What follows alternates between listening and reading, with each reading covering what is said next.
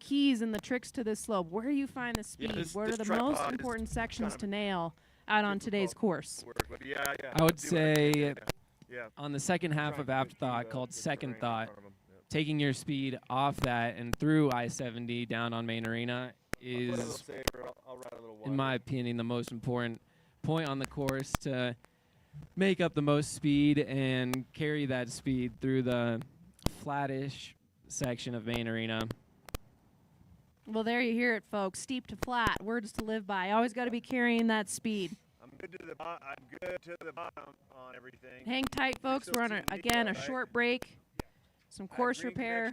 These athletes, very unrelenting. And we'll be back in just a few moments. I have green connection with Sean. Yep. And that's the receiver setting, correct? Yeah, okay.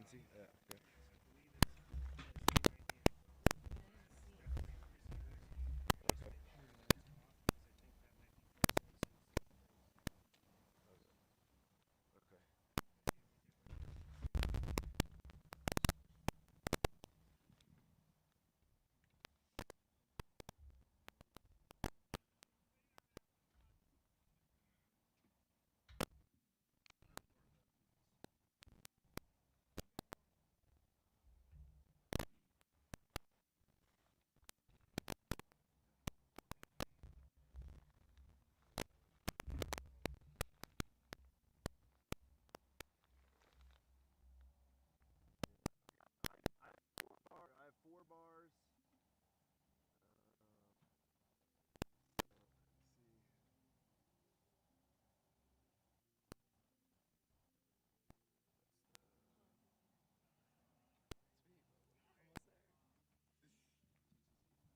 All right, and we are back, folks. We have Bib 9 on course. This is George Steffi. He skis for Global Racing, but also spending a lot of his most recent career competing on the World Cup. He had a 27th place finish at the Beaver Creek World Cup Giant Slalom earlier this season. Originally from Lyme, New Hampshire. I saw George a couple days ago. He's looking strong, looking confident. I'm excited to see what he can do today.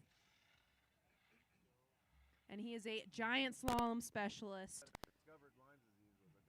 He's got a lot of experience, also racing here on this mountain in Vail. Should be making his way onto main arena here soon. All right, how does camera 1 look now?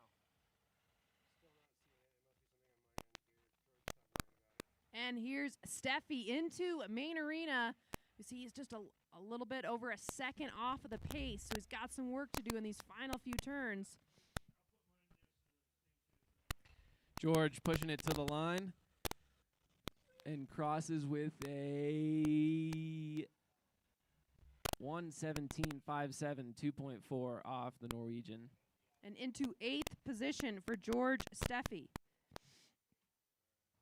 Up next on course, another Norwegian representing Denver University. This is Adrian Hunshammer. Breaking onto the top of Afterthought here. Looks strong. See if he can carry this speed through I-70. And he's had a strong season in giant slalom, placing on the NORAM podium. And he was 4th in the NORAM GS standings this season. As we see him on this final section here, he's only 0.6 out right now. This could be good for the Norwegian, trying to put himself in a good position for run 2. Adrian holding on, pushing to the line. Crosses with a 1:17.00, 1.7 off of first. And into 8th position. Up next on course from the U.S. ski team, this is Cooper Puckett. He is a native Coloradan. Whoa, and he takes a wide line there coming into Afterthought, and he will be a DNF, our first DNF of the day. Looks like he just missed the timing there, and it happens fast out on the race, but we will surely see Cooper Puckett in the men's slalom on Tuesday. Yes, we will.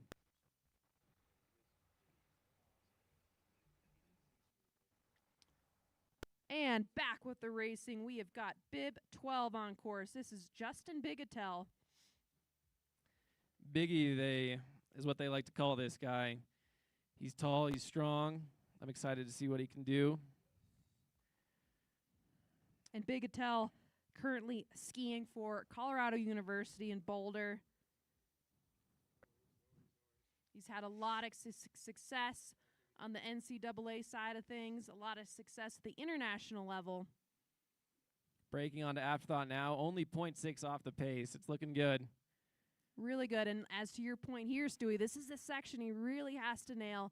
Try to carry as much speed as possible off of second thought through I-70, underneath the chairlift, and into main arena. It's very difficult to capture more speed down here as the trail flattens out. So imperative to make those moves when you can. On to main arena now, Justin Biggie Bigetel. Making some powerful arcs, pushing to the line. And will it be enough to punch him into the top 5, set himself up for run 2?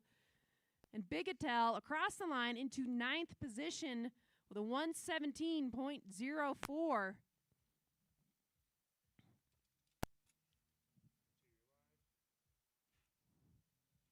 And the racing continues.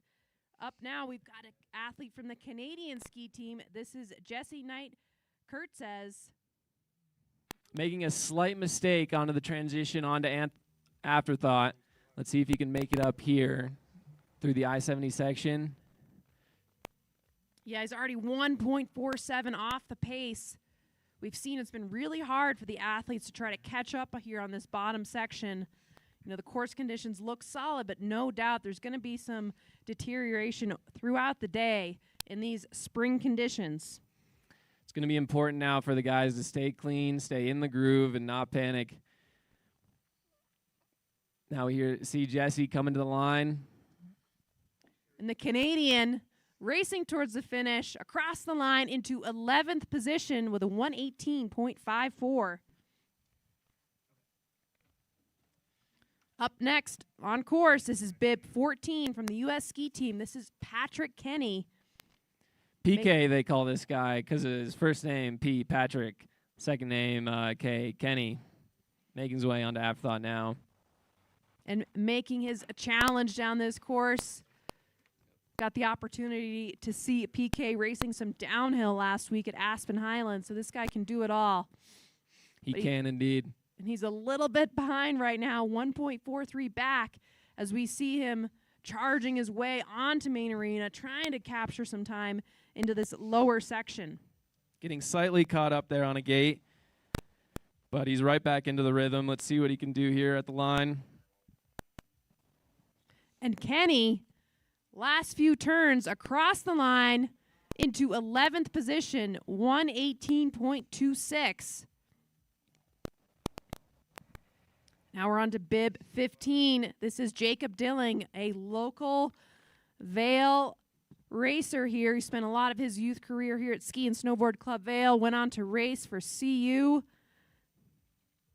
And his notes here say that I will retire after these races. Thank you so much to my mom, brother, friends, coaches, and everyone who supported me on this journey. That's just awesome. We see Jacob now breaking onto main arena in a couple seconds. He looks strong through I-70. Only 1.1 off the pace, not bad. Yeah, and this is looking good. We've seen how hard it is to make up time here, so if he can hang on and maintain that time, it could be a good run for Dilling, setting him up for run 2 in through the final few gates. And Dilling into 11th position with a 1:18.06.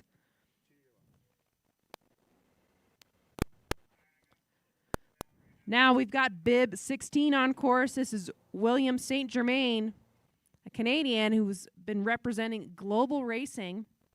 St. Germain retired for about 4 years, went to work in finance, and decided, why not try ski racing again? So here he is, making his way down the lower part of main arena. And this is great skiing. He's only 0.4 of a second off of the lead right now.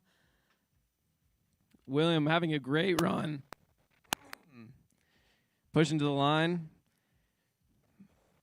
And Jermaine into 9th position with a 117.01. Best run we've seen in several racers. Good move up for him. Now we're on to bib 17. This is Jeremy Nolting from the U.S. ski team. He was yesterday's junior Super G champion. I was playing pickleball with this guy yesterday. He was moving quick. He's moving fast. He's ready for today. Making his way down Main Arena, keeping it clean. It's looking good from Jeremy. Well, not only can he play the pickleball, he can play the giant slalom, and Nolting across the line into 11th position with a 117.52. And our intervals are going to pick up. It's going to be coming fast and furious at us, folks. Oh, and Nolan just out of the course on the critical section. Second thought, it will be a DNF.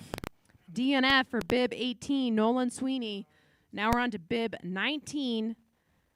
Canadian Etienne Mizelier representing CU. CU's had the opportunity to train here a lot at Ski and Snowboard Club Vail, so he's had some laps down this trail, no doubt. With each guy coming down, it is more and more important that these guys keep it clean, keep it in the groove, to stay fast, stay close to those early bibs. Yeah, this is not a time in the race to be choosing your own adventure. Really important to stay in the track, as you said, Stewie. With these conditions, you really have to be consistent. Coming down onto Main Arena now, slightly losing his outside ski, keeping it together though. And as we pan to the top, we've got bib 20 up there. That is John Kerbaugh from the U.S. ski team. And now we see the Canadian Mizelier across the line into 13th position with a 117.97. Whereas Jeremy Nolting was my pickleball partner yesterday, John was my opponent, and he as well was looking fast, athletic, and seemed ready for today's challenge. And Kerbaugh, first interval looking pretty solid, 0.83 off. Again, we've got a 2-run race here today. So these athletes really trying to position themselves into a good place for run 2, where they can make a challenge and move up. John now breaking on to Main Arena any second now.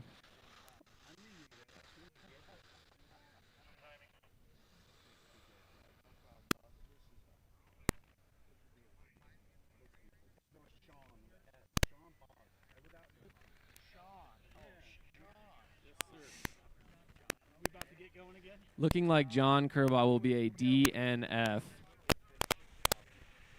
Well, and we're going to take a short preparation break here after bib 20. Don't go anywhere. We still have a lot of racers left to go in this men's first run of giant slalom.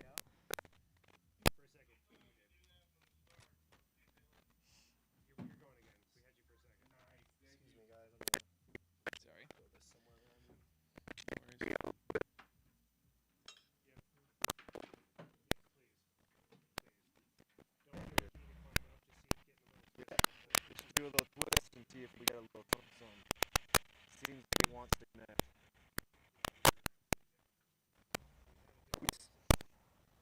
John, you gonna race her in the gate? Or yeah. Okay. All right, I'm gonna climb up.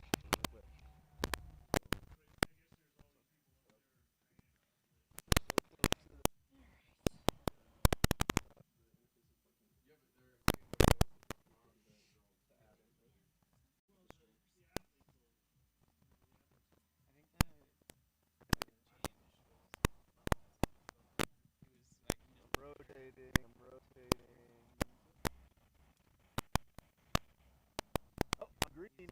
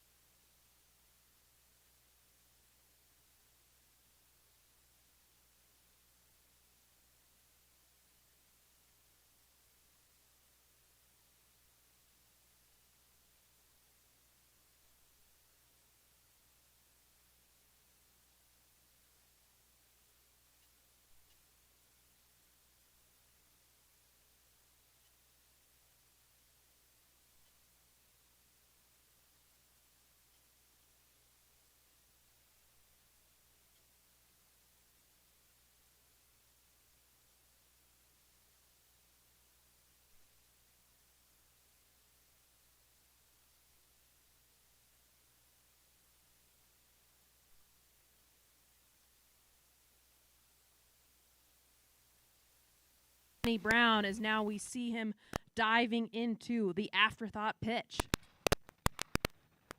Benny keeping it clean, trying to carry this speed down onto the flats, over through to the main arena section.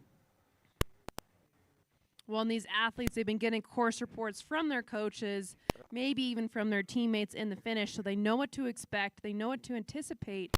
So it's really up to them to just execute their game plan, be fully committed top to bottom, and really minimize the mistakes on today's course. And we'll see Benny Brown here racing towards the finish, getting a little wide, and he will cross the line into 15th position with a 1:18.21. Unfortunately, up top, we just saw bib 22, Carson Hume, will be a DNF for bib 22. But we've got bib 23 on course. This is Axel Lindemeyer. He had an awesome race in yesterday's Super G. He was one of the top 3 juniors in the men's Super G. Axel Lindemeyer, also known as Big Red, because he is ginger, and he is one of my favorite all-time pickleball partners. This guy can move. He's tall. And let's see how this will go for him today. Coming down afterthought now. Well, in Lindemeyer, he's been so strong in the speed disciplines this season, so he knows where to find the speed, how to capture it, and will he be able to capture some of that speed off of afterthought into main arena and really link it up in these final few turns. This is looking good for Axel, making his way down main arena. It's looking clean, looking powerful, pushing to the line now.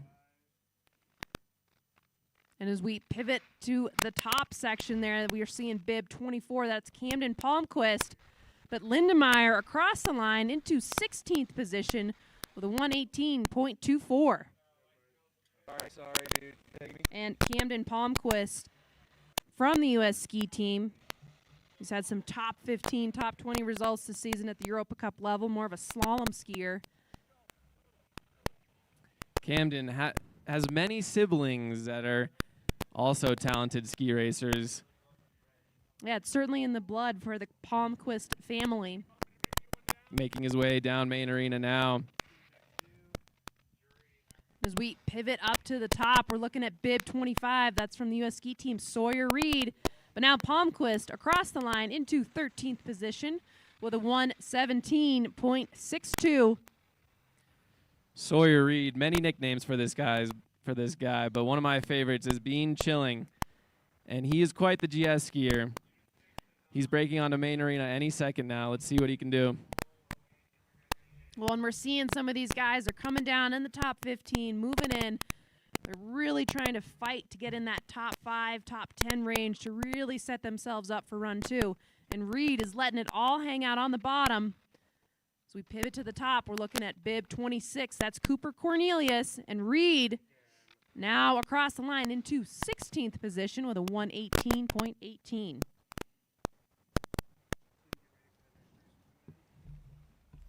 Now Cooper Cornelius making his way down afterthought through I-70. And Cornelius, a Colorado native, hometown of Carbondale, Colorado, spent a lot of his youth at the Aspen Valley Ski Club. And now representing Apex 2100 as we see Cornelius linking up some nice turns as he's racing towards the finish line, and he will cross into 19th position with a 1:18.26. Now we've got bib 27 on course from Canada. This is Pirik Charest from the University of Utah. The Utes are coming off of an NCAA championships just last month. Gets a little bit low and late coming off of Boo Boo. Keeps it together, though. Breaking onto afterthought. And it is critical for these guys now to really work the groove, work the track, and be as fast as they possibly can.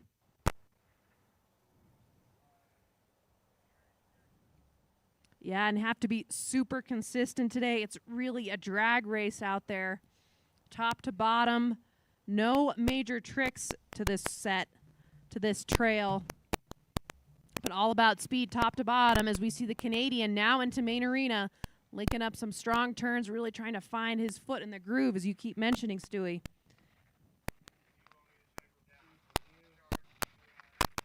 And now we're pivoting up to the course. We're looking at bib 28. That is Sindre Mickelbust as the Canadian Pyrrhic Charis into 11th position. Really good move up for him. Really sets himself up there for success in run 2.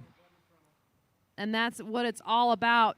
Now we're looking at the Norwegian. This is number 28, Sindre Mickelbust, also from the University of Utah, as he's coming across I-70, now big left footer into main arena. Only 1.5 off the pace, looking strong as well as Sindre. Well, and we've seen just recently there is still a lot of potential to throw down a good result. But it's all about the execution. He's letting it all hang out across the line into 23rd position for the Norwegian with a 118.98. Up top, we have Jack Schrady, who has been deemed the fastest spike ball player of all time. So we'll see how that helps him today on the piste. Well, what an accolade to put on your name, to put on your resume. Fastest spike ball players. We're now seeing Schrady, bib 29. Only 1.2 off the pace. Skiing well. Let's see what he can do here. Pushing to the line. And we look up top. That's number 30, Julian Arthur. And Schrady across the line into 15th position with a 117.72. Julian now skiing for the University of Middlebury. Vail alum. Through I-70 onto main arena. He's looking good. And Arthur is a phenomenal slalom skier. GS would be his second discipline. But he is linking it up in through main arena. He's had the laps down this trail a little bit wide there, losing the outside ski for Arthur, but he's hanging on. And Arthur will cross into 24th position with a 118.65. We're going to take a short preparation break, buff out this course for the remaining 39 racers. So about halfway through this run 1.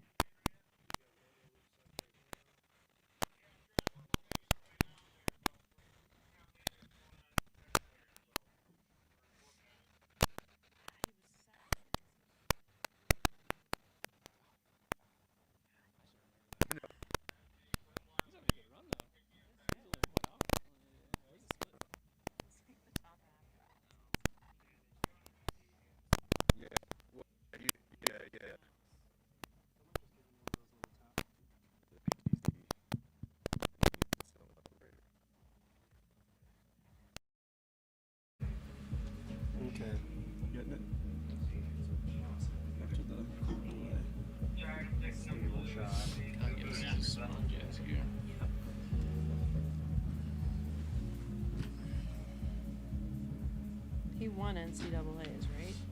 Oh, yeah. Yes.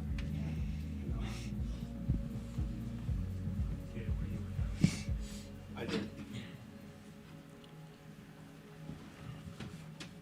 Alright. 2, I'm coming to you next once you get a race run course, because we still don't have just one. a little bit that way. While you guys are talking, I'm just gonna have to adjust this really fast and the audio.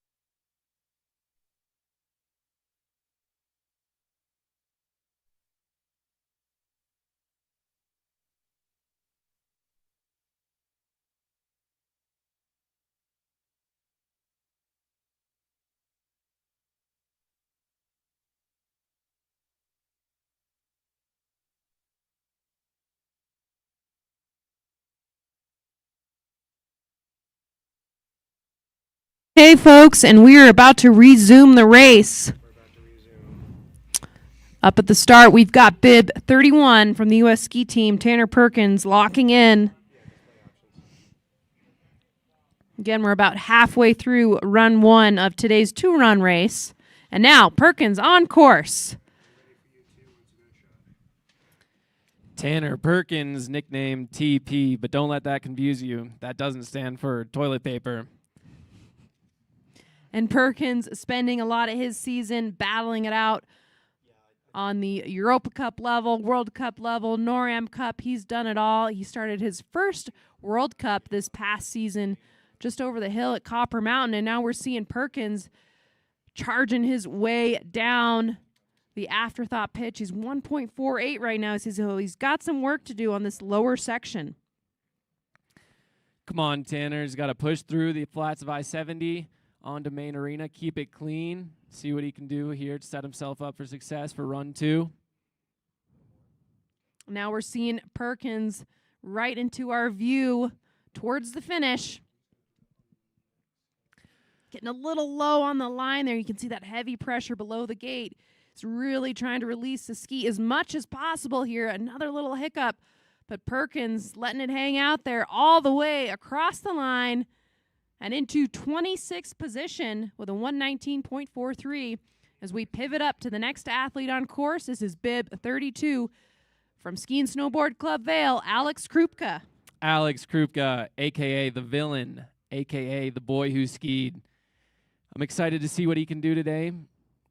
He enjoys to compare his jump shot to Kevin Durant as you see him make his way down onto Main Arena now, keeping it clean, keeping it in the groove. Come on, Alex, let's push to the finish.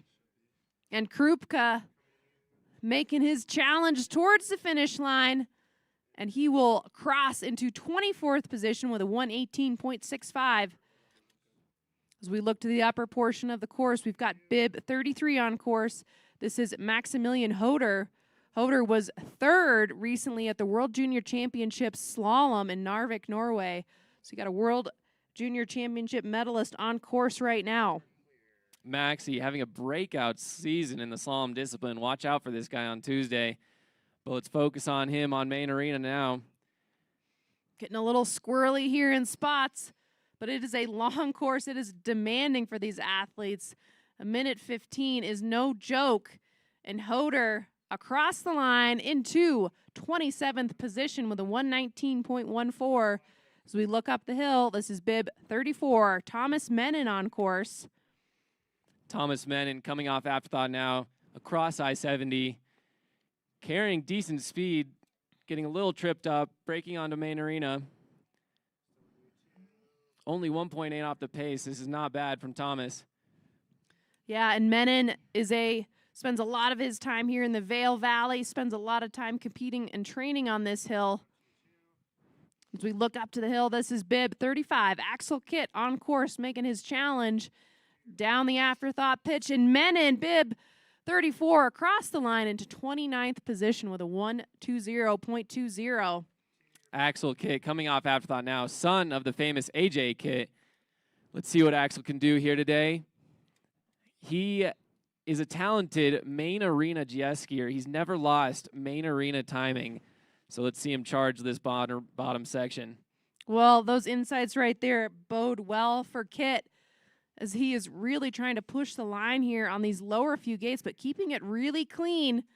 And now we're looking up the hill. This is bib 36, Matthew Basson, the Canadian. And Kitt across the line into 26th position with a 118.89. Good move up for him. Matthew Basson, a.k.a. Matty Riz. What this guy lacks in stature, he makes up for in ferocity and aggression on the ski race course. Making his way across I-70 right now onto Main Arena. And he is also a speedy mountain biker. It's hard to keep up with this young man on the bike on 2 wheels. But now Basson charging through these final few turns. As we look up the hill, that's bib 37, Harry Hoffman on course. And Basson will cross the line into 30th position with a 120.04, right on the bubble. We need a flip. We need to be in the top 30 to make that flip 30 for run 2. So we look at Hoffman through I-70. Harry breaking onto Main Arena now. He also is part of a large ski racing family, many siblings in this sport. And Hoffman, part of our international contingent here. He's an Australian. And he will cross the line. Hoffman into 26th position with a 118.76. As we look up the hill, we're going to be looking at bib 38, Jimmy Krupka. We just saw his younger brother, Alex, punch into the top 30. Jimmy coming down now, brother of Alex Krupka. As they may not look similar, they are related. Jimmy typically a slalom champion. Let's see what he can do down the GS piece today. Oh, and Jimmy getting bounced a little bit wide on those lower few gates, but he's hanging on as we look up the hill. That's bib 39, Owen Wither. But Krupka across the line into 32nd position with a 120.15. Up top, we have Owen Wither, another young gun, coming out of the Steamboat Ski Club, making his way across I-70. Owen with a talented performance at these races earlier in the year on this piece, so he remembers it well. He's attacking. And these athletes really trying to challenge the top 30, want to put themselves in a good position for run 2. As we see Wither grabbing his bullet across the line into 34th position with a 121.33. So not going to make that flip 30, but we are looking up the mountain to bib 40. This is Stanley Busick. The Booze Missile, the Booze Train, another slalom skier making his way down the GS piste. Skis for the University of Boulder. He's loving his time there. Some strong skiing down Main Arena. And now we're looking further up the mountain at bib 41. That is Peyton Wells as Busick across the line. Oh, just missing top 30 into 31st position with a 119.84. So close, so tough to really move up the ranks today. Peyton Wells, P Money Wells, breaking onto Main Arena now. And it is now critical, as I've stated before, for these guys to really stay in the groove, keep a clean ski. Payne doing just that. And Wells in the last final few turns as we look up the hill. That's bib 42, Adrian Beauregard. But Wells will cross the line into 35th position with a 120.43. Adrian Beauregard also coming out of the Steamboat Ski Club. Coming off an injury to his leg, but he is feeling strong, feeling athletic, and he's ready for the day today. No doubt about it. He made a really nice transition there from I-70 into Main Arena. Looks like he's really trying to keep his outside ski in the track, push against that rut as Beauregard will race towards the finish line. And he's going to cross into 36th position with a 120.44. Up top, we have Florian Stanteider. Flo Scheisty. This guy is into RC rock crawling, which requires precision and patience. So this will translate perfectly in today's GS race. I'm excited to see what he can do. And Stan Tyner is from Palisades, Tahoe, hometown, Truckee, California.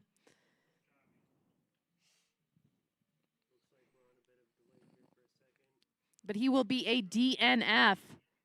Unfortunately for bib 43, Florian Stantiner will be a DNF as we have a brief hold here to repair some gates.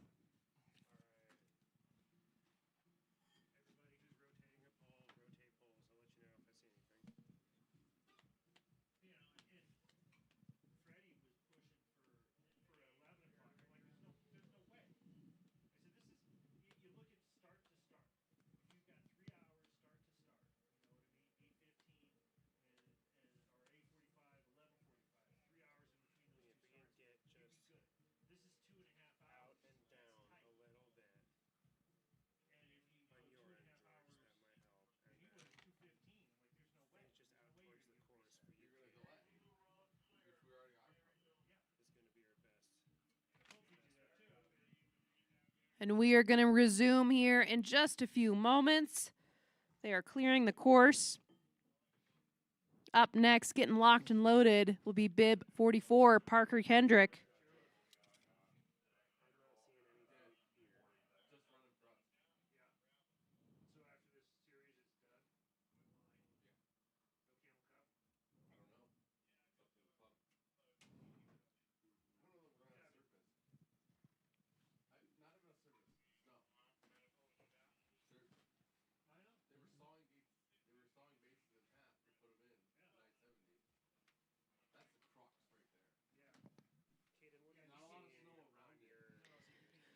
And while we're on a break here, let's review our top three at the moment. In third place from the U.S. ski team, we've got River Radamus.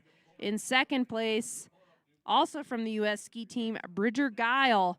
And right now, in the lead by just over 0.4 of a second, the Norwegian Jos Brothen Erland from the University of Utah, really throwing down run one.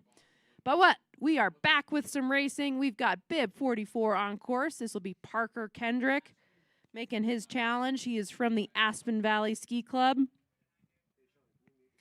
Highlight of his season so far is winning a Super G on his home slope. Nothing like walking away with those victory. They can be few and far between in this sport.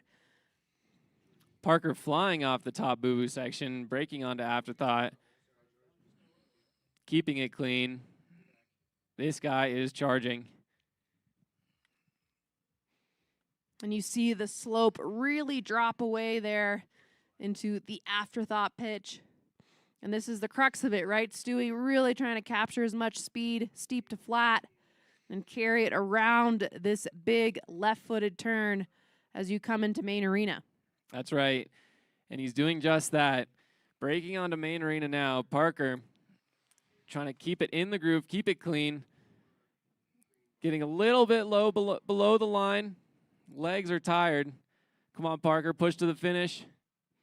As we look up top, that's bib 45, Ricky Shea from Ski and Snowboard Club Vail. As Kendrick across the line into 38th position with a 121.74. Ricochet. This guy is another Vail ski racer. Breaking onto Main Arena now.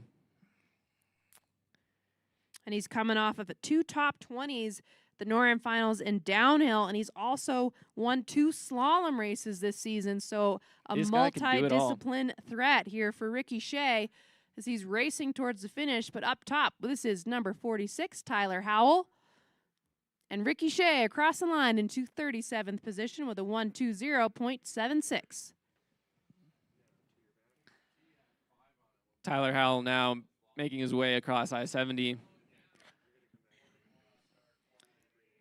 And he is skiing out of the Park City ski team. He is from Hood River, Oregon. Trying to punch his way into that top 30. Give himself an early start position for run 2. Well, and he's had a couple fist wins earlier this season. But now we're looking at number 47. This is Porter Sullivan. As we see Howell across the line into 34th position with a 120.16. And now we're seeing Sullivan through I-70, trying to really release the ski, be subtle on the edges, and prepare himself for this big swingy left footer that brings him onto Main Arena. Porter Sullivan coming down Main Arena now. Looking good, staying in the track, keeping it clean. This is good skiing from Porter, making his way to the line. And up top, we're looking at bib 49. That is Trevor Palmquist from Team Summit. But we've got Sullivan across the line into 39th position with a 120.96.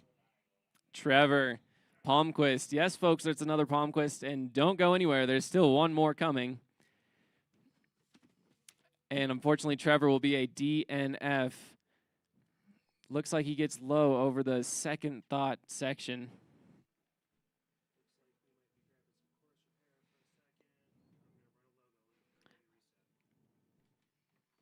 We've got on course right now This is bib 50, Max Mucci. Mucci is from Sun Valley, Idaho, but currently skiing out of Park City, Utah. Should be coming into view any second now.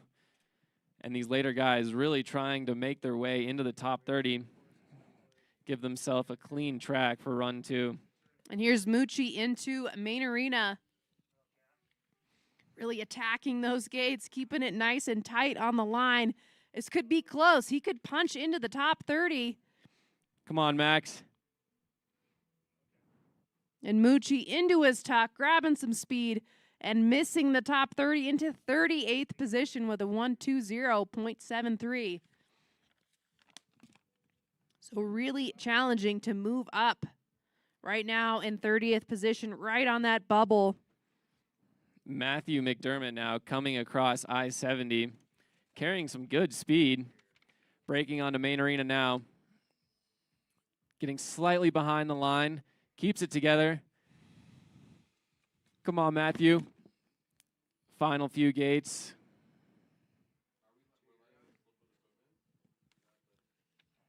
And McDermott through the final turn across the line into 38th position with a 1:20.47 as we look up the mountain at bib 52, Fletcher Hudo. Fletcher Hudo coming across I-70, and this guy has a twin named Sawyer. And Hudo skis out of the Aspen Valley Ski Club. He's a U18 national champion. Gets pushed really wide there and low onto main arena. That is going to kill his speed, but he is going to do everything he can to work to capture some more towards the finish. Now we're looking at bib 53 up top. This is Prince Ilano. And Hudo across the line into 44th position with a 1:21.82.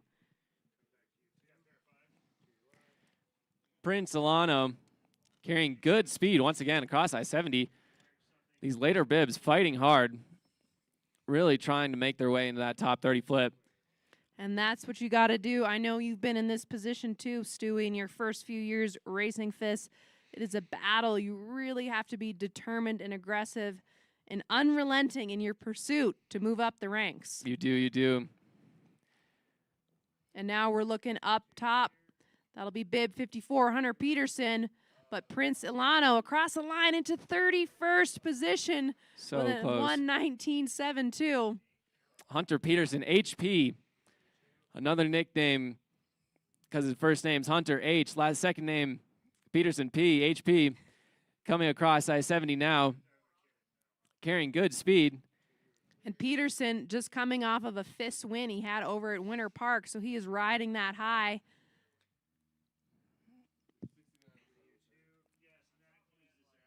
And we're looking up top now. That's bib 55, Daniel Masuga from the Park City Ski Team. And Peterson now across the line into 44th position with a 1:21.53. Daniel Masuga, unfortunately, a DNF this second thought section. Gets another victim. And up top, we have Jevin Palmquist, our third and final Palmquist of the day. Up top on the boo-boo section. And Jevin, like his siblings, very good in the slalom discipline. Jevin coming off a NORAM victory over in Aspen. Let's see what he can do today on the Vail piste.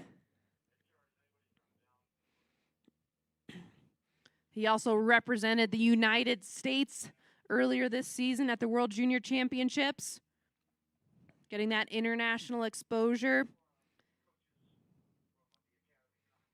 I was in Korea with this guy a couple years back. No, and Jevin loses a shoe at the top of main arena.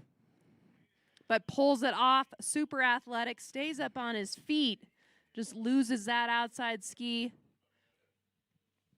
Unfortunate ending for his day, but we'll be looking forward to seeing Jevin Palmquist throw down in the slalom on Tuesday. And we're going to be on a brief course hold, do a couple gate repairs here We've got about 15 more athletes to go, so don't go anywhere for this men's run 1.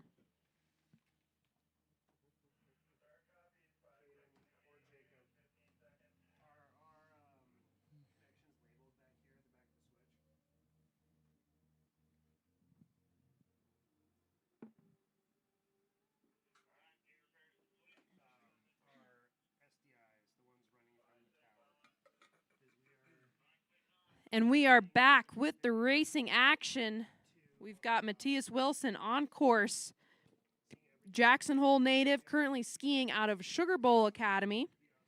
He also just represented the United States at the World Junior Championships in Narvik, Norway, coming away with a 7th place in the men's Super G. So Wilson, really known for his speed prowess, but it's going to make his challenge today in the giant slalom discipline as we catch him now up on the big screen. Matty Wilson loves the speed disciplines, but still loves to ski tech, loves slalom and GS. I'm excited to see what he'll do today, making his way down Afterthought. That speed knowledge will help him carry the speed across I-70. No. Oh, and Matthias Wilson out. A little miscalculation with the line there, straddles that gate, but thankfully he will make it down under his own power.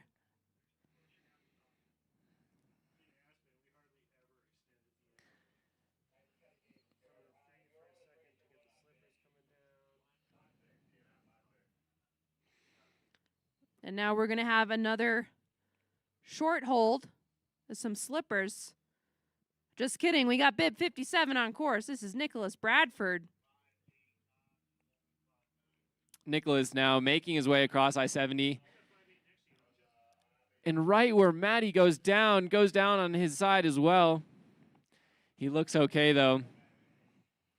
There must be some sort of challenge developing there in that middle section of the course there, Stu. Maybe some ruts, some terrains we just can't quite see. Yep. No doubt the spring conditions creating even more of a challenge out there today. It's a very long course, very demanding physically, and especially long at this point in the season. Hopefully the word about that tricky section makes it up to the guys up top. Next up, we have Oliver Kohlberger locking in the gate.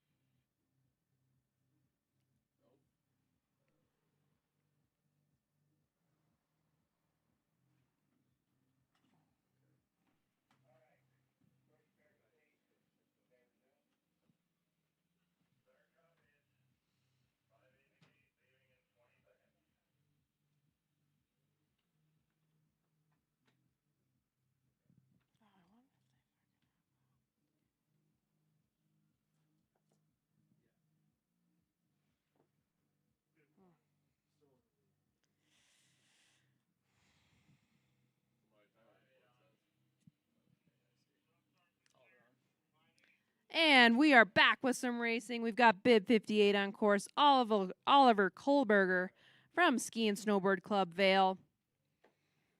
Oliver, now this guy can take a hit, being featured on the famous Instagram account, Slalom Tokyo Drift, a multitude of times, and he gets back up and he gets right back on that horse every time, making his way across the top boo-boo section now. He also wants to note he is a better golfer than Weston Roach, so it sounds like Kohlberger and Roach are going to duel it out on the golf course later this week. As we check Kohlberger now diving his way into Afterthought, getting bounced around a little bit there. You can see it's definitely getting chattery, getting rutted up at this point in the race. These athletes really have to be determined and committed to not deviating from their plan no matter the course condition. Oliver makes his way through the tricky I-70 section that's taken out the few guys before him. Breaking onto Main Arena now, carrying good speed. Come on, Ollie. Good speed, getting pushed wide here and there, but hanging on to it, not giving up, pushing all the way to the finish. As now we look up the hill, this is bib 59, Jet Seymour from the U.S. ski team. And Kohlberger across the line into 47th position with a 1:24.08. Jet, another slalom guy, but competing in the GS discipline today. I'm excited to see what he'll do. Yeah, he will certainly be a talent to watch on men's slalom day, which is on Tuesday. He's only 1 point off the pace, folks, trying to make it into that top 30. He could do it. This is going to be close, going to be super close for Seymour, but he is making it look nice and easy in these final few turns. As we look up the mountain, that's bib 60. And Zeke Sherman, and Seymour just missing the 30 into 31st position with a 1:19.53. Great attempt, great grit shown from Jet Seymour. But now we're looking up at bib 60. This is Zeke Sherman through I-70 and now making his way into Main Arena. Looks like these guys up top got the message about the tough. Oh, no, Zeke down on his side. Loses a shoe as well. Looks like he's okay.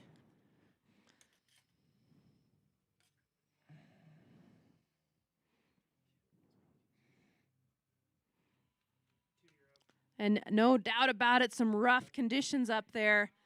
As we look up the course, this is going to be bib 61, Eric Arvidsson from the U.S. ski team. He is a phenomenal downhiller on the World Cup Tour, coming off of an injury the past few seasons, but punching his way into the top 10 on the World Cup level. Now making his challenge in giant slalom, just loves racing. And this is looking good. Carrying good speed, only 1.6 off the pace at the split. Come on, Eric. As we look up, that's bib 62, Grayson Wickstrom. And now Arvidsson, can he make it into the 30? No! Just misses it into 35th position with a 1:20.15. Grayson Wickstrom.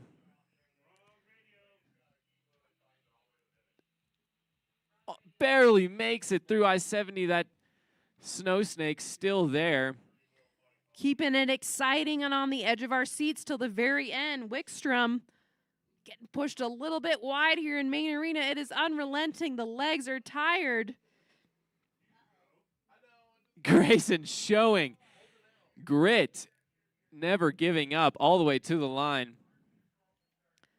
And Wickstrom across the line into 50th position as he tries to catch his breath. He's got a 1:25.23.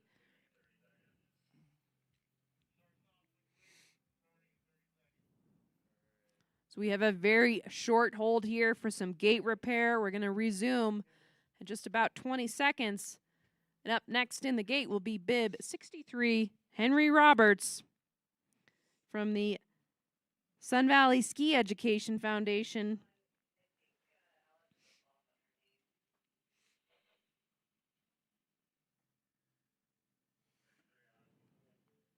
All right, and we have got bib 63 on course. This is Henry Roberts. No doubt the word has gone up to these athletes. They got to ski with grit in these challenging, rough conditions here in this spring heat. Henry making his way across the top boo-boo section, grabbing tuck, approaching the steep afterthought section now, looking strong, keeping it together. And Roberts had a downhill win earlier at Mammoth Mountain this season. So he's got the need for speed. As we see Roberts trying to capture some speed, finds a good aerodynamic position here through I-70. He navigates the tricky snow snake section in I-70. Now just has to fight his way down Main Arena. And he is not giving up, skiing with a lot of energy in his form right now, pushing as much as he can towards the finish. As we look up top, this is bib 64, Tate Wilker.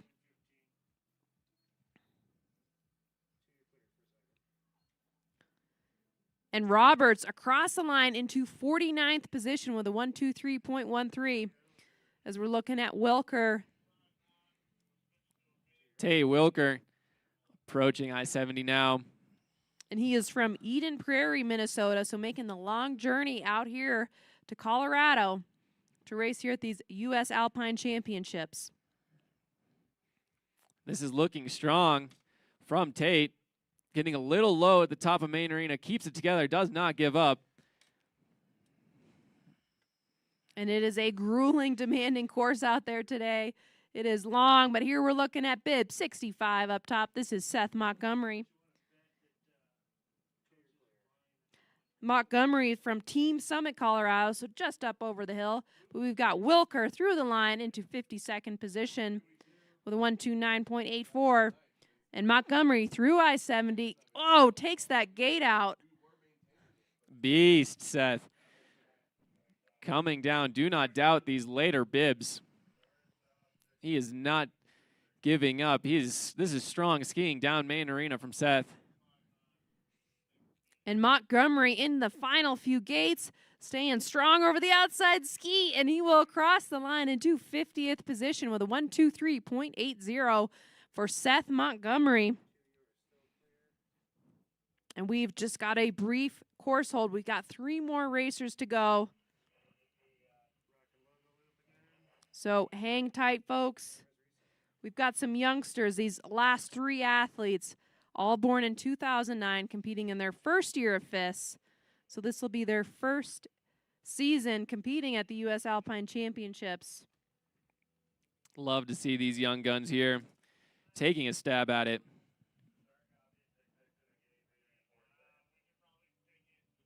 And we're going to resume here momentarily.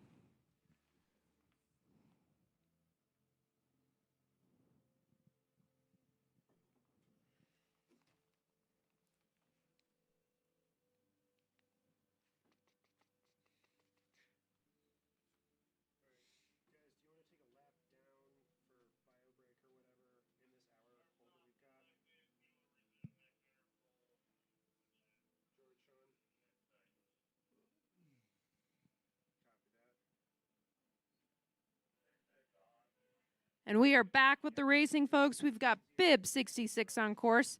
This is Tucker Riemond from the Sun Valley Ski Education Foundation, hometown of Bellevue, Idaho.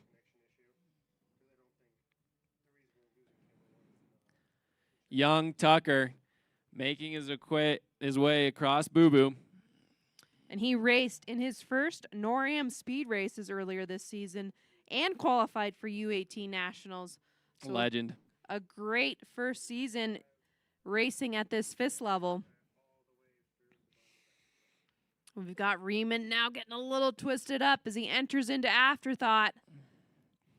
Fighting his way through these bumps. Tucker. And here comes the tricky snow snake section, as you've dubbed it, Stewie.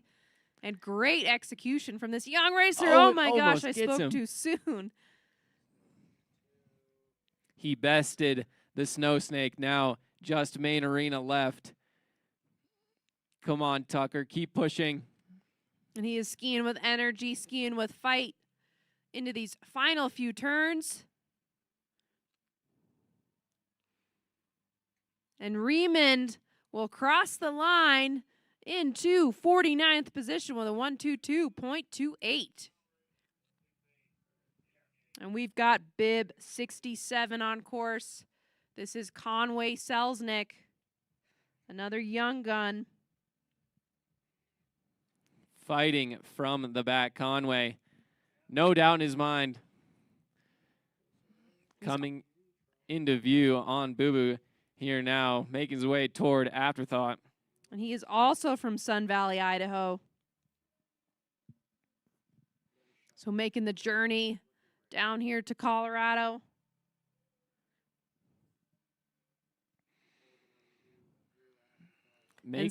And Selznick charging his way down Afterthought. Here comes the tricky snow snake section. Meanders through it with no issue. The snow snake might have slithered away. Conway making his way down Main Arena now.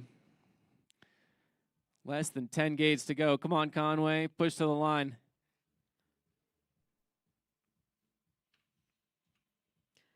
And Snelsnick, in his final few gates,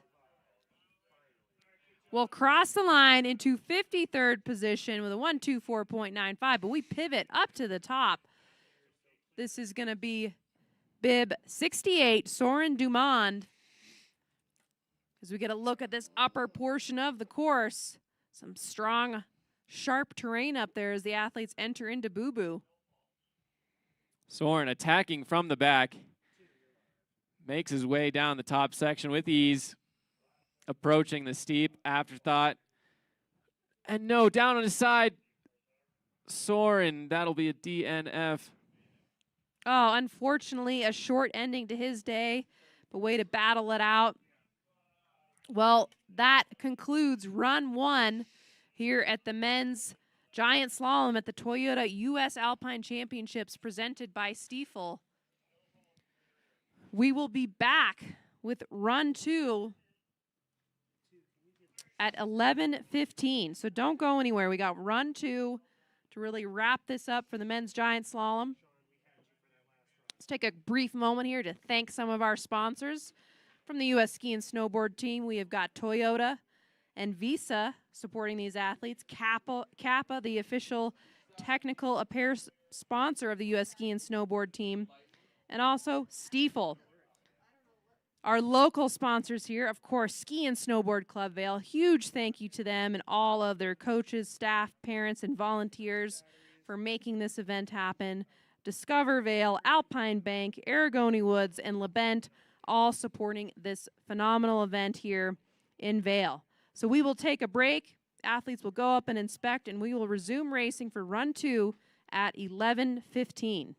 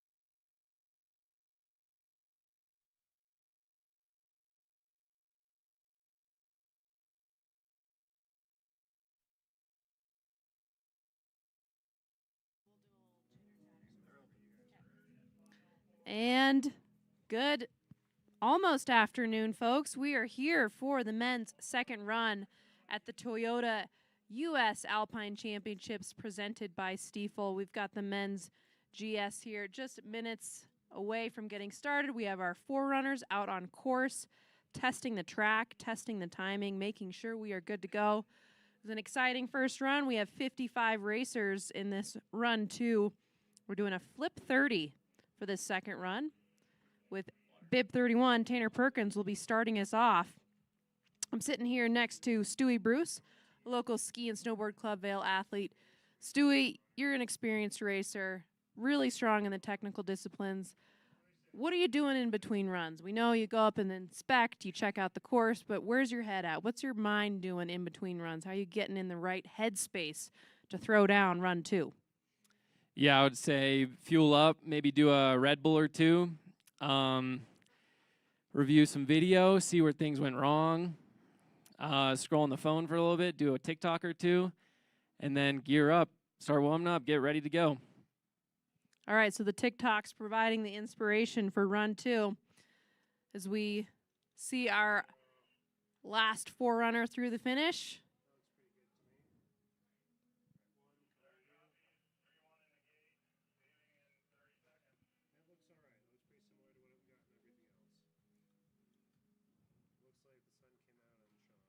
And just a few moments from getting underway. Tanner Perkins standing in the start gate. Looks like he's locking in. Yeah, and Tanner Perkins started 31st in run 1. Was able to move up, catch that prime position. Run and gun, as we like to call it, and he's off. And Perkins, now we get the really nice camera angle of this upper section of the course. It's quite flat out of the gate. Quick tempo. You got to be really active, and over this piece of terrain, over Boo Boo Road, can provide some challenge. But Perkins navigates it nicely. TP, Tanner Perkins, not toilet paper, making his way down Boo Boo. And Perkins had his World Cup debut earlier this season at Copper Mountain. He also spent part of his career at the Montana State University, but has been competing on the U.S. ski team the last year. Crested Butte, Colorado native, as we see Perkins dive his way down through I-70, and now we're actually going to take a right, whereas first run we went left under the chairlift. Now we're going to go right. Give it a little added challenge in the terrain here. Tanner Perkins making his way down the last few gates. And now we're seeing him in Main Arena, taking out a few gates here, but he's going to be setting the pace for run 2. And Perkins across the line, setting the pace for run 2 with a combined time of 2:39.42. And the race continues. We've got bib 33, Maximilian Hoder on course. Maxie Hoder, another slalom guy, making his way through I-70 onto Nuka. Big left footer, keeping it clean. See if he can challenge the time of Tanner Perkins. A couple more gates here. And then up top, we're looking at bib 28, that's Sindre Mickelbust, as we pivot now to Hoder in the last few gates of Main Arena. It's going to be tight. He's 2/10 behind Perkins across the finish line. Hoder into second place with a combined time, 2:40.15. Up top here, Sindre Mickelbust through I-70. Big left footer onto New Cut. Gets a little caught up, keeps it together. Going to be fighting for line here and has a 0.4 lead on the time of Tanner Perkins. Can he take that top spot? And here's Mickelbust into Main Arena, navigates that big left-footed turn, no problem. He is running a low line, but sending it on towards the finish. And Mickelbust across the line, new leader for the Norwegian with the time of 2:38.68, over almost a second and a half into the lead. But we've got Axel Kitt chasing him down as we look at this Harry Hoffman up top. That is bib 37 on the upper portion of the course. Axel, middle name Jenkins Kit, coming down to the line. Can he steal the lead away from Sindre? Come on, Axel. And here is Kit across the line into second position with a 2:39.21. Just a little over a half a second behind the Norwegian. And now we're pivoting up top. This is bib 30, Julian Arthur on course. Julian representing the Middlebury ski team. He was second recently in the NCAA's slalom. Yeah, and these later guys really trying to charge, make as much time as possible on the leaders from the first run. As we see Hoffman coming down to the finish here. Gets a little caught up over the final rolls. Come on, Harry, push to the line. And Hoffman, keeping it close, will cross the line into second position. 2:39.14. Unfortunately, Julian Arthur will be a DNF. But now we're looking up top. This is Alex Krupka. AFK, Alex Krupka. Here we go. The villain. Making his way down Boo-Boo. Really trying to charge this second run, make up some time. And Krupka is a local ski and snowboard club Vail athlete. We're going to get the opportunity to watch his brother, Jimmy Krupka, compete later today. And now we're seeing Alex charging his way down Afterthought. As you mentioned in run one, Stewie, this section all so important to carry the speed. That's right, coming off his second thought, carrying the speed. Looks like Alex is doing it awesome. Local legend, they call him. Yeah, and Krupka's in the lead, but we're looking right now up top. This is Canadian Jesse Knight-Curtis. Alex now coming on to main arena. Just a few more gates to navigate. And he is in the lead currently. Are we going to have a new leader here in just a few turns? Krupka pushing the limit, pushing the line all the way across the finish. Krupka. Oh, and into second by just 1/100th of a second. So tight, so close for Alex Krupka. Combined time, 2:3869. So he moves into second place. Now we're looking up top. This is Patrick Kenny, bib 14, on course. Jesse now. A few more gates. Should be coming onto main arena here any second. He is 100th behind the leader. And looks like he is out through the new cut section. That'll be a DNF. But now we're going to look back to Patrick Kenny. Kenny, member of the U.S. ski team, spending a lot of his season competing on the World Cup Tour. Also trying his hand recently in some downhill at NORAM Finals. Patrick, another one of those guys, PK, nickname based off of the first letters of his two names. Should be coming on to main arena any second now. As we look up top, that is Cooper Cornelius, bib 26. PK with an 8/10 lead. Couple more gates left. This is a big margin to work with on the bottom. Will it be enough for PK to become the new leader? And across the line, yes, it is. New leader, Patrick Kenny, into the lead. Throwing down a great run. Combined time, 2:37.88.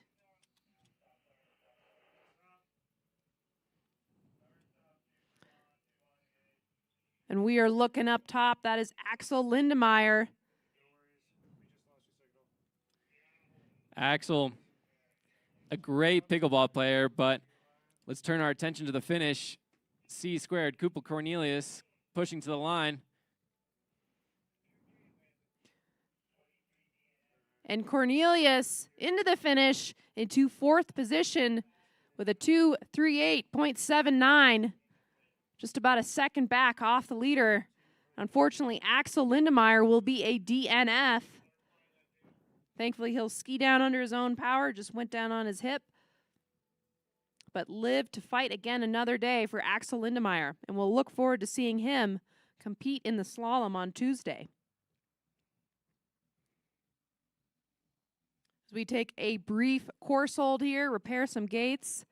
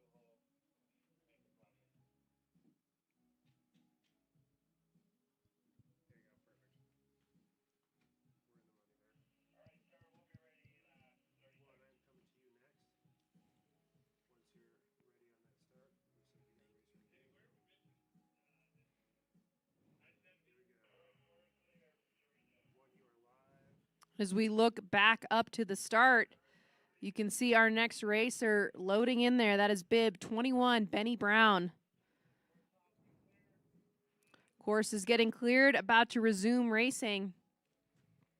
Benny Brown, part of the Dartmouth ski team. Benny Brown, seconds away now. B squared. As he's out, he's off. And right out of the gate up here on this upper portion, it is quick tempo right in the fall line. Got to be searching for speed and really dynamic over this terrain. So important to nail Boo Boo Road here. It's very sharp, but Benny Brown makes light work of it as he dives into Boo Boo. Benny holding on to this speed through the transition over towards Afterthought. Navigates the section where Lindemar goes down. Breaking over now. And he's just 0.48 off the pace, so losing that time from run 1. As we look to the top now, that's bib 25 from the U.S. ski team, Sawyer Reed on course. And now back to Benny Brown as he comes in through Newcut. Benny getting slightly behind the line in Newcut. No worries, though. We'll be breaking over onto Main Arena any second with a couple more gates left. We've got Sawyer Reed up top. And here's Benny Brown into Main Arena, making his challenge in this run 2.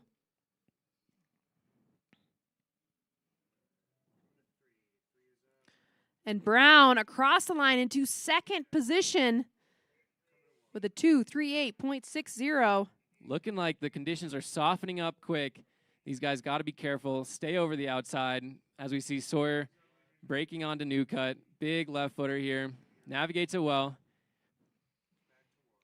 And up top, you're looking at Jacob Dilling, a Vail local.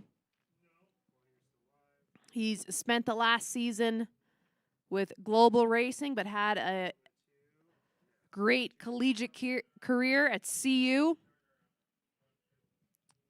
And Dilling noting these will be some of the last races in his career. But we're seeing Sawyer Reed through the finish into 9th position with a 2:39.89. Up top, that is bib 19, Etienne Mazzillier.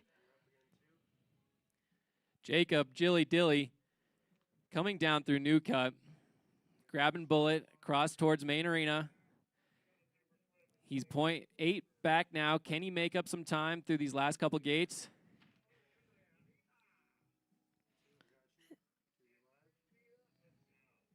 And here we see the Canadian charging his way into Afterthought. And Dilling across the line into 11th position with a 2:40.36.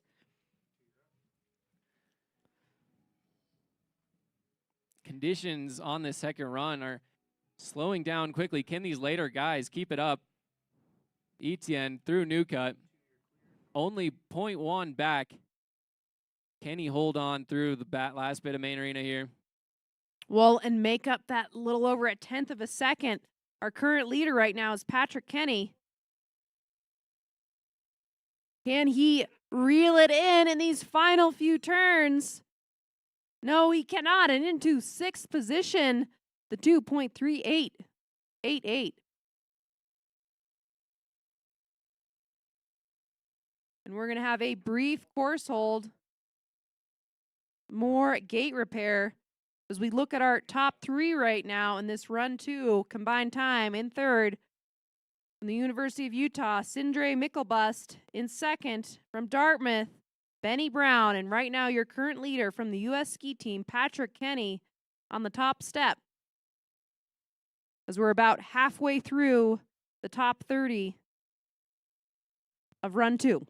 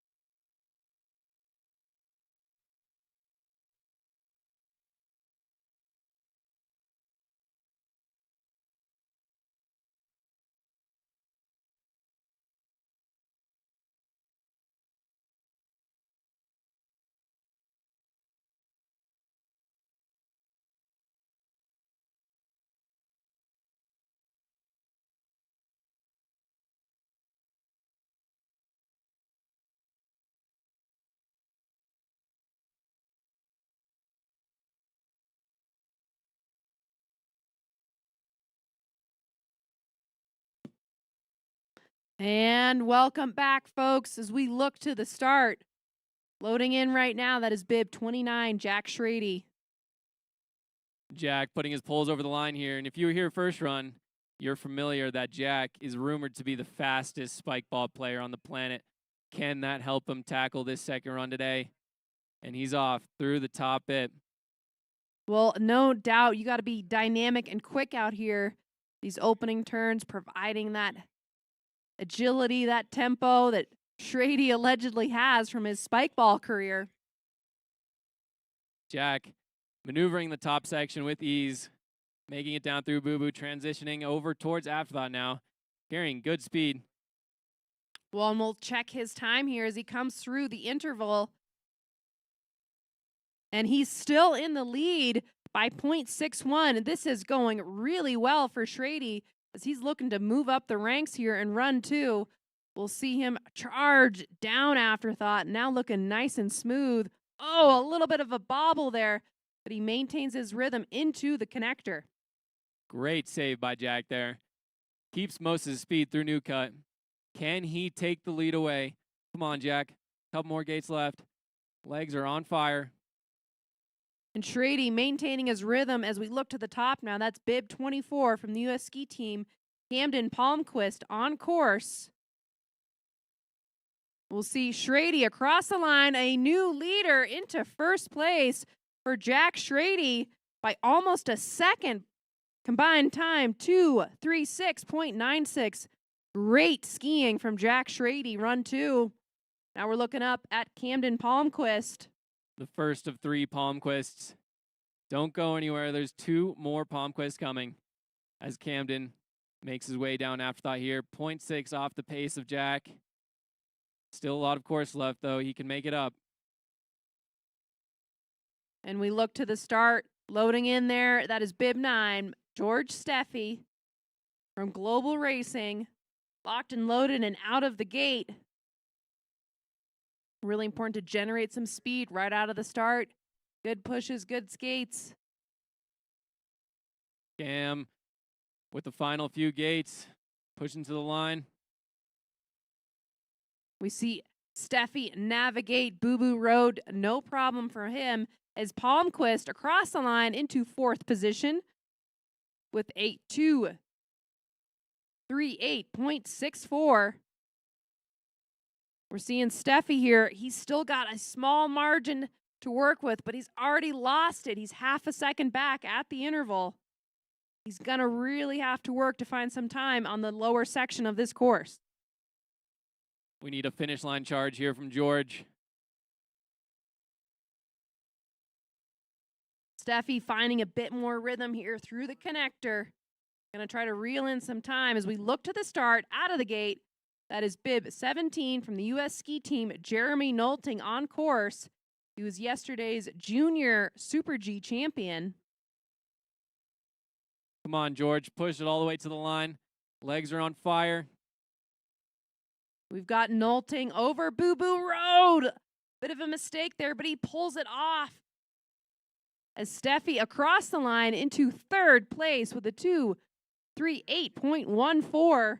So Jack Schrady still hanging on to that lead as we look up to Jeremy Nolting. Another bit of a mistake there as he's taken this traverse into Afterthought.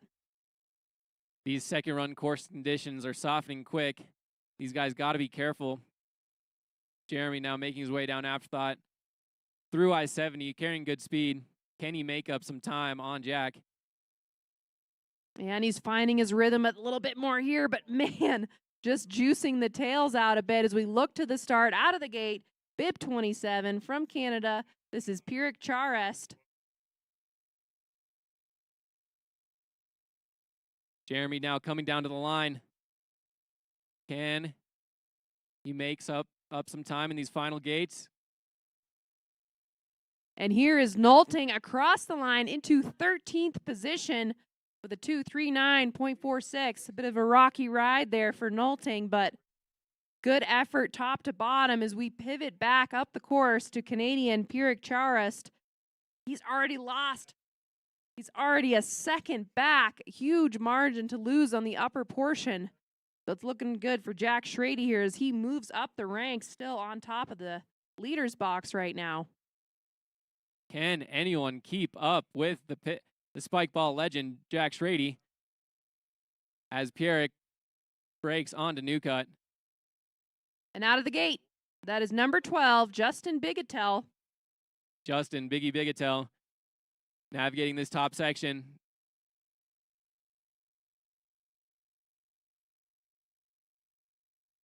And here we see Biggie charging over Boo Boo Road. He skis for the Colorado Buffaloes. And Charist, bib 27 across the line into 8th position with a 2:38.77. Biggie has a lead right now, 0.6 up on Jack. Can he hold it together? He's got to hold this speed through these soft conditions, breaking onto Afterthought now. Yeah, and losing a bit of time. He's now 0.36 off the pace.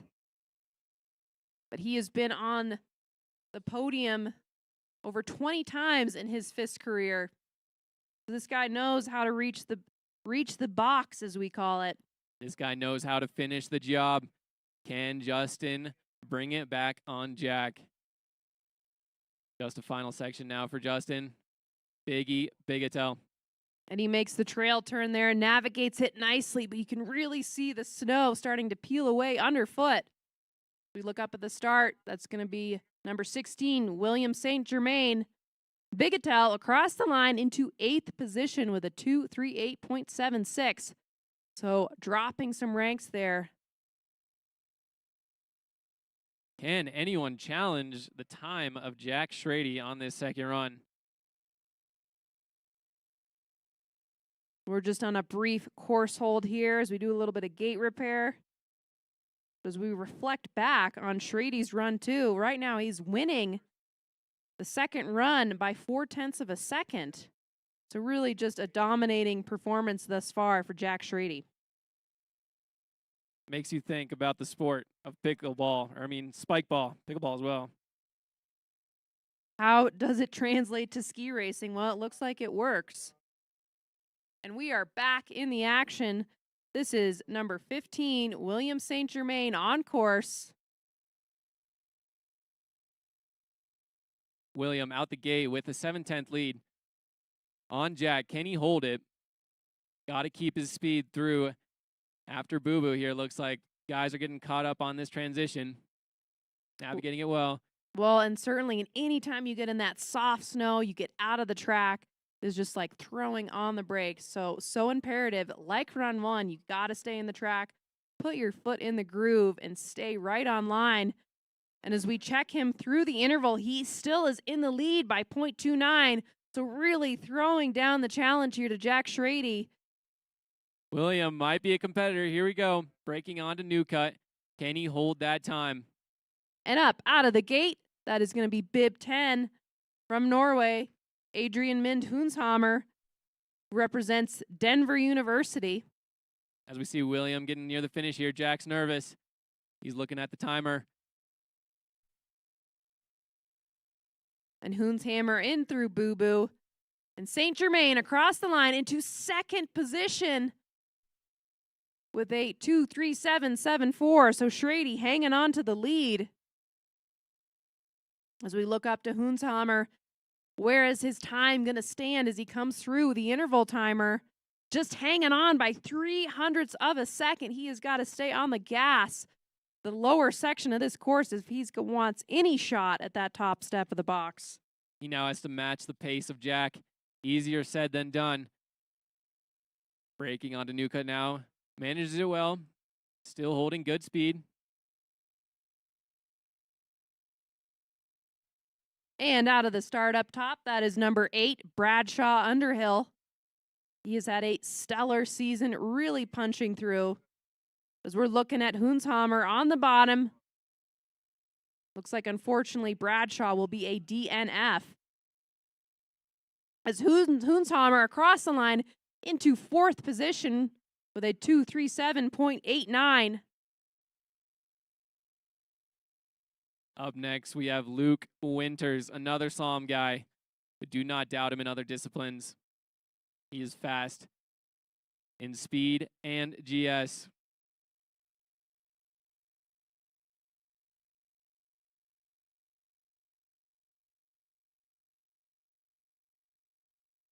As we look to the start there, that is number 2, Luke Winters, loading in, pulls over the wand, and powers his way out of the gate. Really strong start, so important up here, right into his bullet, trying to maximize every little bit of speed he can get out of this course. Luke navigates the top roll as well. That slalom athleticism coming out, paying off as he makes his way down Boo Boo. Well, and he's got a significant margin to work with. 1.73 is the margin he had to work with out of the gate. We'll check his interval here in just a moment. Gets a little bit low and grindy on the line there, but still hanging on to the lead. 1.44 up. Hanging on to a huge lead here, Luke. Can he hold it together? Just has to match the pace of Jack. Carries great speed off the afterthought. Braking onto New Cut.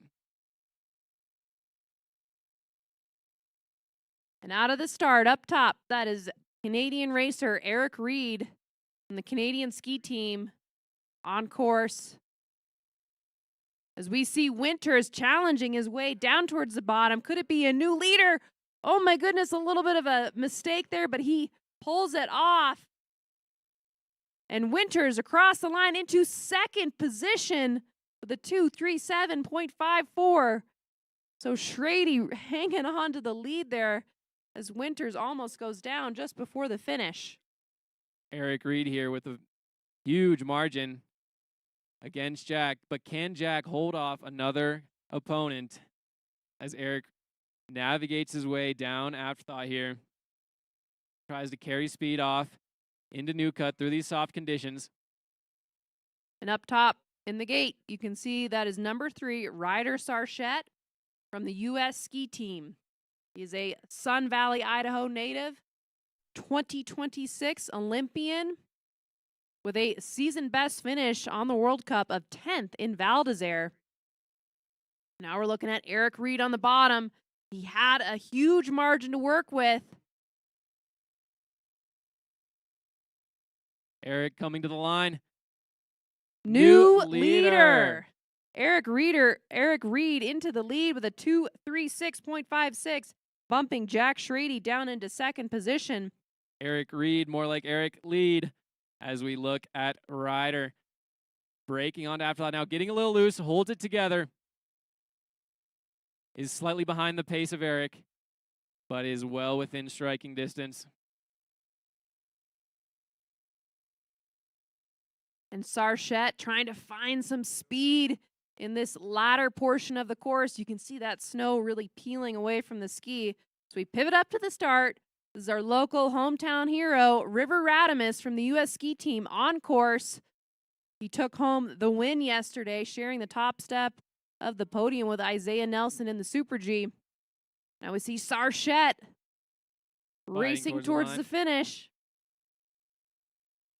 And Sarchette across the line into second position with a 2:36.87.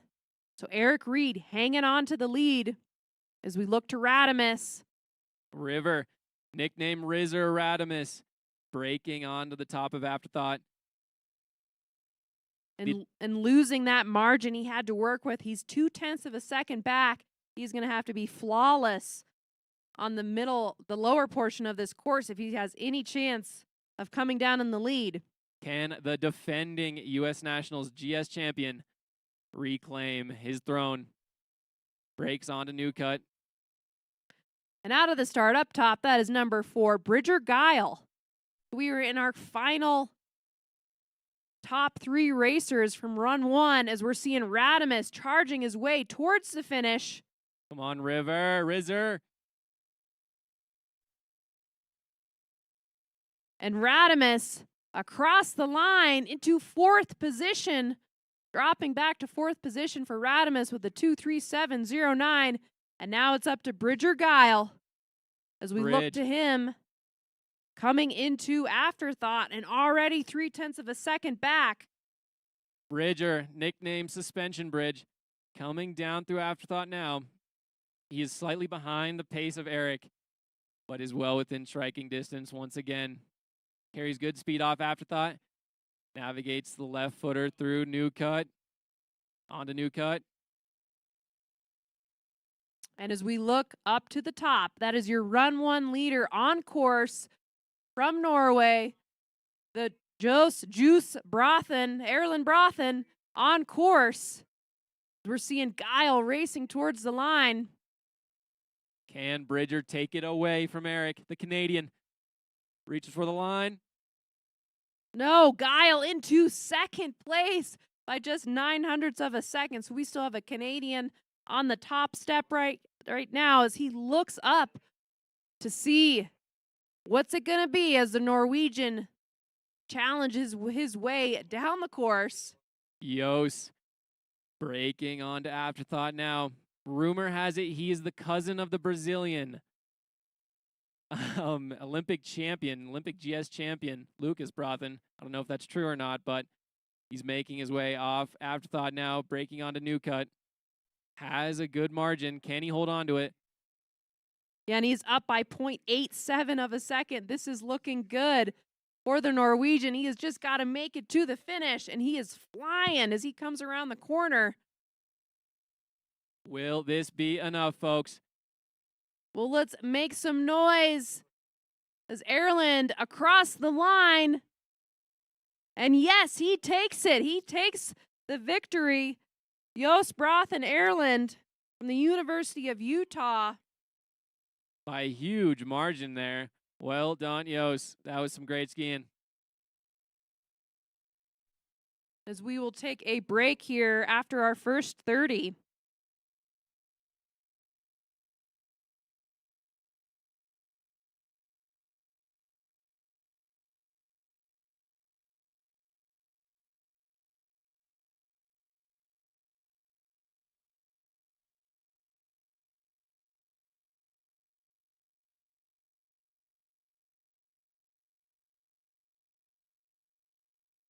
And hang tight, folks. We are going to do a flower ceremony for our unofficial top 3 men's giant slalom.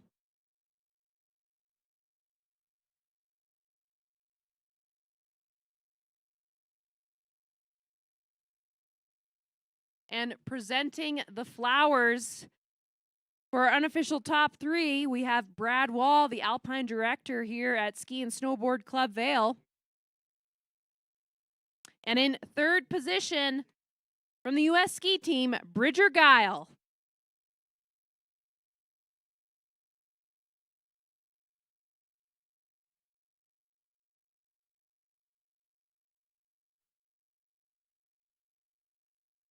And in second place from Canada, Eric Reed.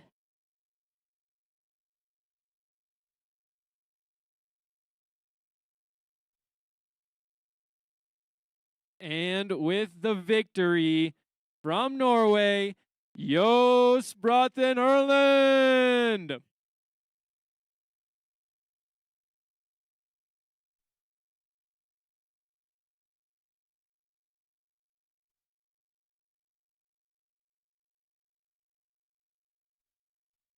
And congratulations to our unofficial top 3 here at the U.S. Alpine Championships Men's Giant Slalom.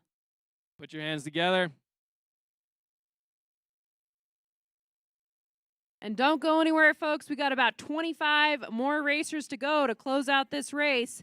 Still some more exciting action to come and lots of athletes to cheer on and support and run to.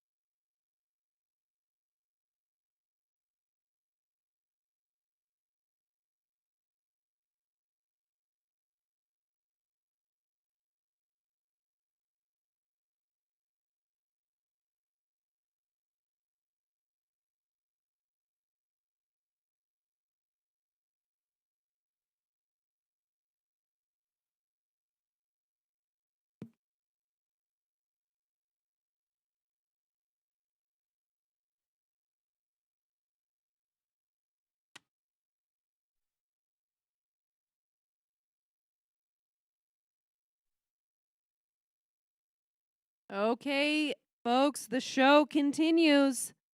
Up in the start right now, that is bib 59 from the U.S. ski team, Jet Seymour. Jet Seymour, another slalom guy. The slalom quickness and athleticism will help him navigate this quick top section.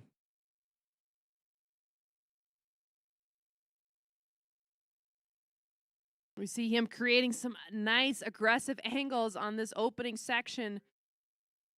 As we saw, you have to be relentless on this course, fight top to bottom. You cannot give anything away. So hard to make up any time in today's conditions, that softening snow out there. Jet holds his speed from Boo Booth across towards Afterthought, breaking over now.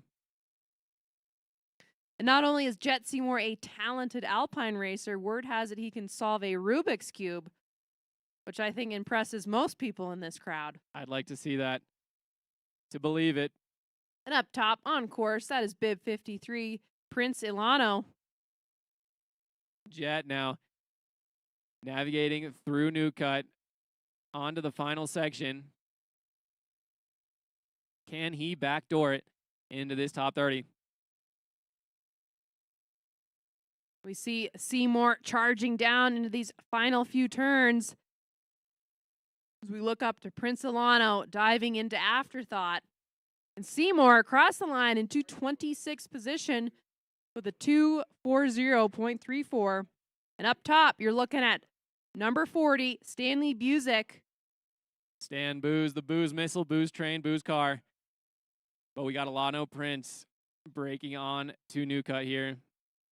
Going for a second run charge for a backdoor as well.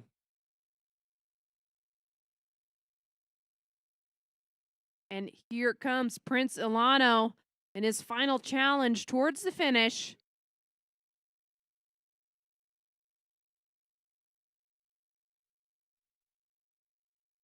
And Ilano across the line into 28th position with a 2:42.77. And now we're looking up top. This is number 36, Matthew Basson from Canada, but skis here locally at Ski and Snowboard Club Vail. As we see the missile breaking onto the last section of this course. Staying strong, staying tall, pushing towards the line, legs are on fire. And Busick in his final few turns here towards the finish line. He will cross the line into 28th position with a 2:41.49. And we're looking up top. This is from the U.S. ski team, Eric Arvidsson. He's known more as of a downhiller, but he also had a tenure at the Middlebury ski team. We look pivot down to Matt Basson here in the connector. New Cut. Matty Basson, what he lacks in stature, he makes up in ferocity on this GS course. Coming down through the final gates now. Come on, Matty. Push towards the line. We look at Arvidsson here into Afterthought. And Basson across the line into 30th position with a 2:45.11. And up top, that is Jimmy Krupka. On course. Eric now. Eric down on his hip. He barely makes it around the gate. Stay in, Eric. And he does. Eric with a immaculate save there. And Arvidsson just crawling there, but not giving up, fighting his way through it. He is battling his way down this lower third of the course. But that's how it's done, folks. You never give up in this sport because you never know what will happen as we look to Jimmy Krupka. Jimmy making his way down after that. Now his younger brother in the finish looking up at Jimmy. And Arvidsson across the line into 31st with a 2:46.81. Jimmy Krupka now breaking onto the bottom bit of this course, carrying good speed. As we look to the upper portion, that's bib 46, Tyler Howell on course. And here comes Krupka into Main Arena. He is the mayor of Arc City. He is indeed. Krupka fighting for the line. And Krupka will cross the line into 30th position with a 2:44.09. Good fight from Jimmy Krupka. Now we're looking at number 46. This is Tyler Howell as he's through New Cut. We've got Thomas Menon up in Boo Boo. Tyler Howell, only a few seconds left. And these athletes coming at us fast and furious in this run, too, as the intervals really pick up. We're seeing Menon here into Afterthought, while Howell across the line into 30th position with a 2:43.95. Conditions here on this run, too, are ever softening. So these guys need to stay over their skis, stay locked in, as we see Thomas breaking on to New Cut. Back skier in over the head. Keeps it together. And we pivot to Boo Boo, where you're looking at number 41, Peyton Wells. Linking up some smooth arcs as Menon now in through Main Arena in his final challenge towards the finish line, running it late and low, but hanging on.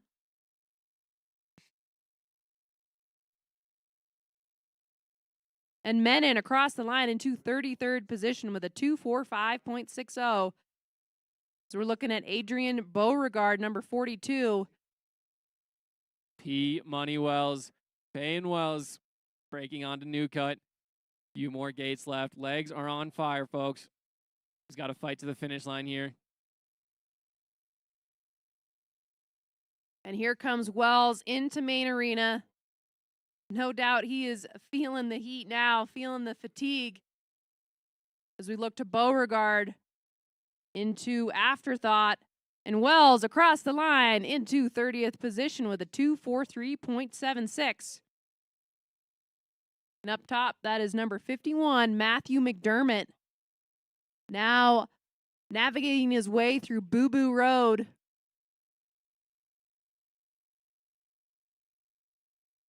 And we're seeing McDermott here through Boo Boo, keeping it nice and tight on the gates. It's flat terrain up there. You really got to work the ski and be clean. Adrian pushing towards the line here. Doesn't look tired. Fatigue is scared of Adrian pushing towards the line. And Beauregard across the line into 30th position with a 2:43.17. And now you're looking at bib 15. That is Max Mucci, the Park City ski team. As he sends it on through Boo Boo Road. McDermott in New Cut, low line, letting it rip. Bad boy line from Matthew. That's what I like to see. Can he keep that fight through Main Arena? Then this is McDermott coming down towards the finish. As we see Mucci. McDermott across the line into 35th position with a 2:45.26. These guys at the back are unyielding to these hard course conditions today. Max Mucci on to New Cut now. Little low, another bad boy line from Max. Holds it together. Now we're seeing Porter Sullivan, number 47, in through Boo Boo. While Mucci in through Main Arena, making his final charge to the finish line. And Mucci across the line into 36th with a 2:45.29. Porter Sullivan at the back half of this course breaks on to New Cut. Holds it together. High line. Oh, and he's down on his side. Looks like it'll be a DNF from Porter Sullivan. And we have got bib 54 up top. That was Hunter Peterson. He'll be a DNF. So 2 DNFs in a row. Porter Sullivan and Hunter Peterson both will be able to ski down under their own power, but will not make the finish. We take a short break here. Short break to prepare the course and get things buffed out for our final few racers.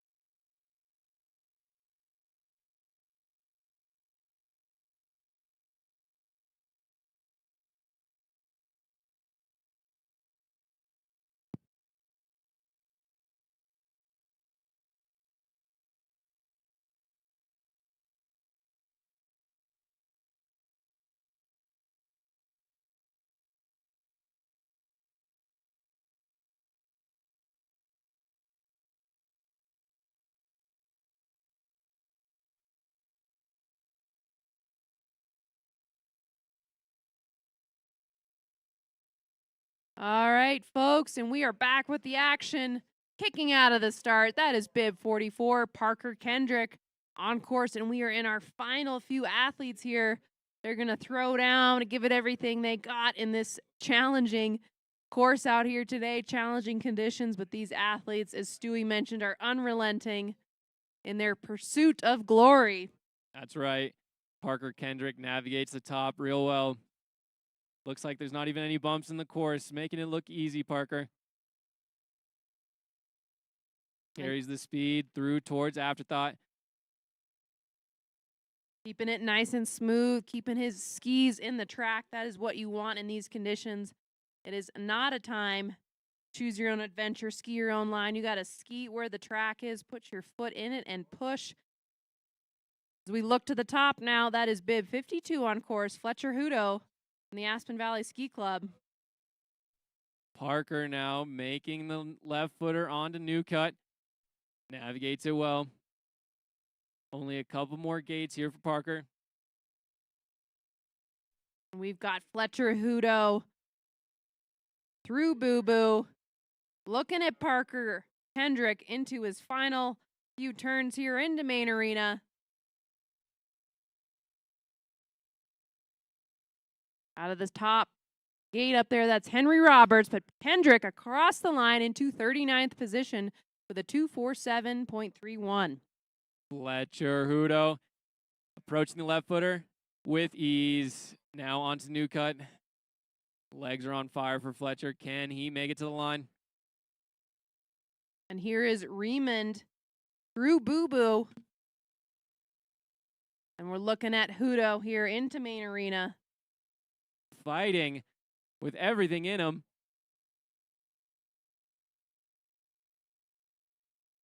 Oh, and Tucker Riemann goes down on his hip as Hudo across the line into 39th position with a 2:47.12. And up top, we're looking at Henry Roberts on course. Henry Roberts. These later guys are tackling this course with ease. Making this course look easy. Well, and what an opportunity for some of these young athletes to compete up against Olympians, NCAA champions, athletes that have been on the World Cup podium. A great opportunity for them as we see Henry Roberts will be a DNF, loses a ski there. And now we're looking at Seth Montgomery, bib 65 on the upper portion through Boo Boo Road. Henry Roberts collecting his gear, will ski down under his own power, which is always a good thing, and live to ski another day on the men's slalom on Tuesday. That's right. Seth Montgomery now also goes down right in the transition before Afterthought. Must be another snow snake. Maybe the same one from first run.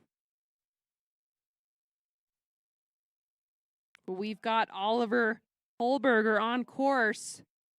Bib 58, he'll be in his opening turns. This guy can take a hit, Oliver Kohlberger.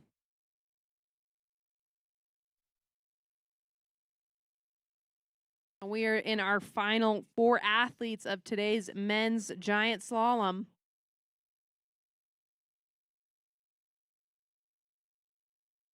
Oliver Kohlberger approaching the traverse over towards Afterthought. There he is. Navigates past the snow snake. And Kohlberger is a local ski and snowboard club Vail athlete. What a cool experience to race here on home snow at Vail on the hill he trains and prepares on day in, day out. Kohlberger into New Cut, keeping it smooth, keeping it clean as we look to the start. We're going to have Conway Selznick still in the gate. Ollie now onto the last section of this course. The legs are on fire. Can he push through to the line? Come on, Ollie. And out of the gate, that is Conway Selznick, bib 67, charging his way out of the start. Oliver Kohlberger across the line into 41st position with a 2:51.33. Conway Selznick through the top rolls, navigates them well.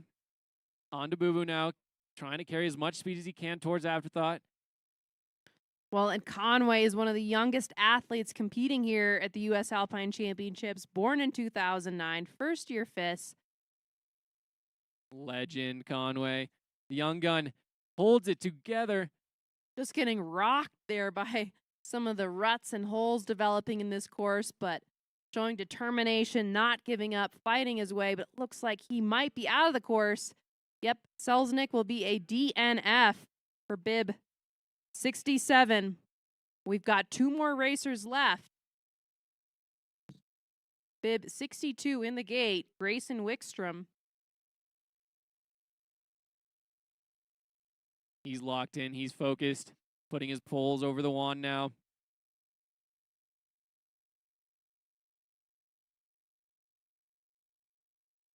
And Wickstrom on course. Finding his bullet nice and early. You want to try to capture as much speed as you can out of these early turns and really set yourself up for Boo Boo Road. Really sharp piece of terrain here, which Wickstrom handles easily. Grayson making his way down Boo Boo now.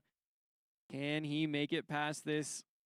This might be a snow anaconda at this point right here. And he does. Getting sucked a little bit low in the soft stuff, but he is keeping the momentum going down the hill again. Gets rocked there in that snow snake den. Grayson on to Afterthought now. Still fighting. He will not give up.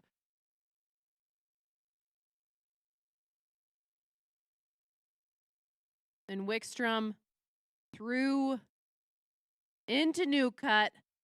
Really heavy right-footed turns here. Big fall away through the delay. As we look to the start, that is number 64, going to be our final racer in the gate. That is Tate Wilker charging out of the start. Hell yeah, Tate. And we've got Conway Selznick across the line into, Wickstrom into 42nd position with a 2:53.47. Tate navigating the top section of this course. Bring him home, guys. Our final racer of the day. And Wickstrom now challenging his way through this tricky snow snake section. This is the turn here. This left footer. Nicely done. Nice and smooth. Like it's nothing for Tate. Now on to Afterthought. The legs are on fire. Keep pushing. And Wilker capturing some speed as he comes into New Cut. And he is making this bottom section look easy. Only a couple gates remain for Tate. Bring him home.